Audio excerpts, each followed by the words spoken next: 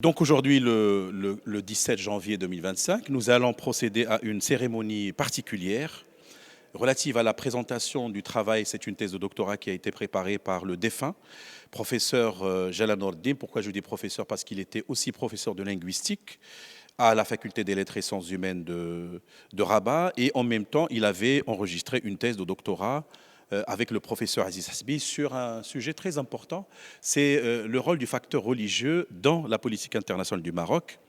Et hélas, son âme a été rendue, comme on dit, il a rendu l'âme, c'était en 2022, et en concertation étroite avec sa famille, notamment la veuve, professeur Bouhaj Souad, et sa famille aussi, ses deux filles et son fils. Qui sont d'ailleurs venus des États-Unis spécialement pour assister à cette cérémonie de présentation posthume. Nous l'avons organisée pour rester fidèle à sa mémoire. Moi, je l'ai senti à titre personnel comme étant une dette morale que je devais honorer. Et par conséquent, aujourd'hui, nous allons de manière très symbolique fêter cet événement pour que la famille puisse faire aussi son deuil. Ça, c'est important. Et c'est la raison pour laquelle nous tenons absolument à diffuser ces valeurs de solidarité, de respect aussi, même à l'égard des morts qui ont servi pendant de longues années au sein de l'université Mohammed V de Rabat. Voilà donc l'objectif de notre présence et de notre participation aujourd'hui.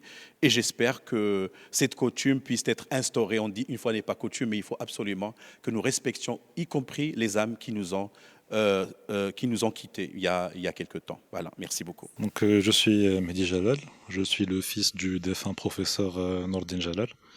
Je suis présent aujourd'hui à la faculté des sciences juridiques de Rabat Agdal pour l'organisation de la soutenance de la thèse de mon père Larhmo dans le domaine des relations internationales.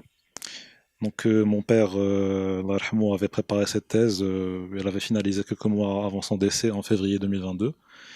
Et après plusieurs années donc on va dire de bataille ou de communication avec un certain nombre de professeurs, on a pu organiser cette soutenance aujourd'hui. Et ce sera l'occasion d'honorer sa mémoire et de publier son travail et de le valoriser pour que d'autres personnes qui sont actives dans le domaine des relations internationales puissent en bénéficier.